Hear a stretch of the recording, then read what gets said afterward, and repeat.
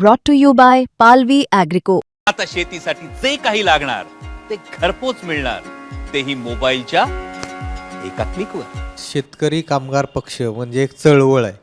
म्हणजे पक्षविरहित राजकारण करण्यासाठी खास करून शेतकरी कामगार पक्ष ओळखला जातो. तुम्ही खूप ज्येष्ठ नेते आहेत, मात्र हल्लीचं राजकारण तुम्ही बघताय की बदललेलं आहे, ट्रेंड्सनुसार बदलायला लागतं. तर यामध्ये कुठंतरी शेतकरी कामगार पक्ष मागे पडतोय आणि आज आपण बघतोय की ज्या पद्धतीचं शेतकरी कामगार पक्षाचं म्हणजे स्वरूप आहे एकंदरीत, तर त्यामध्ये कुठं मागे पडतोय पक्ष असं तुम्हाला वाटतंय का? मागे पडण्याच्या कारणं अनेक आहेत. महाराष्ट्राची राजकीय संस्कृती, सामाजिक संस्कृती या साऱ्या मंडळींनी बर्बाद करून टाकलेली आहे. आज माणूस आपल्याशी इथं इंटरव्ह्यू देतो, दुसऱ्या दिवशी तो काही इंटरव्ह्यू तुम्हाला देईल त्याचा भरोसा नाही, अशी परिस्थिती आहे. सारं अर्थकारणाशी निगडीत राजकारण झालेलं आहे. एक ठराविक कंपू जोपासायचा आणि त्याचं हितरक्षण करायचं.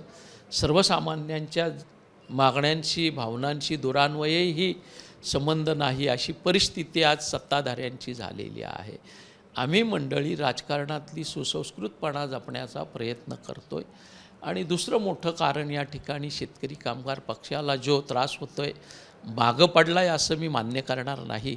कारण आत्ताच झालेल्या विधानसभेच्या निवडणुकीमध्ये ह्या मतदारसंघातल्या 1,32,800 लोकांनी शेतकरी कामगार पक्ष आणि सहकारी पक्ष, काँग्रेस असेल, राष्ट्रवादी काँग्रेस आमच्या समवेत होती, समाजवादी होती, रिपब्लिकन चळवळ होती, यांचा उमेदवार म्हणून महाविकास आघाडीचा कुणीही शीर्षस्थ नेता बाळाराम पाटील महाविकास आघाडीचे उमेदवार आहेत म्हणत नसताना स्थानिक नेतृत्व मात्र काँग्रेस, राष्ट्रवादी, समाजवादी हे सारं माझ्यासोबत होतं. आम्हाला 1,32,800 मतं मिळालेली आहेत. पण एक होतं आहे की प्रचंड रेटा जो स्थलांतरितांचा या ठिकाणी आलेला आहे, देशाच्या कानाकोपऱ्यातून किंवा राज्याच्या अन्य भागातून येणारा माणूस एकतर कमळ घेऊन येतो, हात घेऊन येतो, महाराष्ट्रातला माणूस धनुष्यबाण किंवा मशाल घेऊन येतो, घड्याळ किंवा तुतारी घेऊन येतो, उत्तर भारतातनं येणारा बहुजन माणूस त्या ठिकाणी मायावती किंवा समाजवादीची निशाणी घेऊन येतो. शेतकरी कामगार पक्षाला तो फायदा कुठंच मिळत नाही.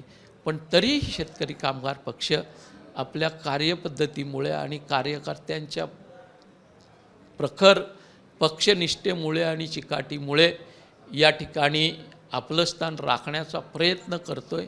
मला विश्वास आहे उद्याच्या महानगरपालिकेमध्ये जनता आपल्या प्रश्नांसाठी शेतकरी कामगार पक्ष आणि महाविकास आघाडीला या ठिकाणी भरघोस मतांनी निवडून देईल. आणि आता शेवटचा प्रश्न हा आहे की पनवेल महानगरपालिकेची तयारी कशी चालू आहे?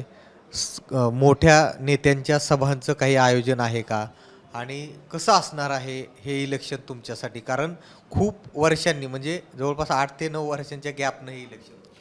आम्ही मंडळी पनवेलकरांच्या ज्या समस्या आहेत, जे त्याचे जिव्हाळ्याचे प्रश्न आहेत, ते घेऊन पनवेलकरांपर्यंत जाणार आहोत.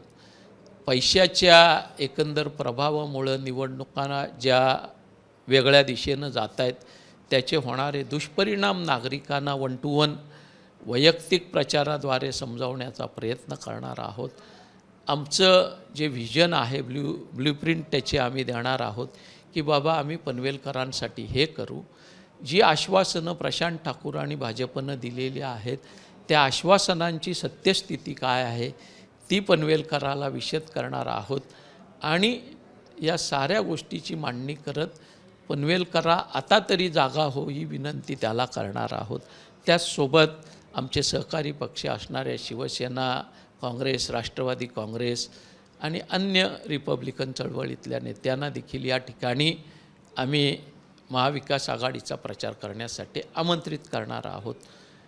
जनतेच्या प्रश्नासाठी जनतेला जागृत करायचं आणि रस्त्यावर उतरवायचा हा आमचा प्रयत्न आहे.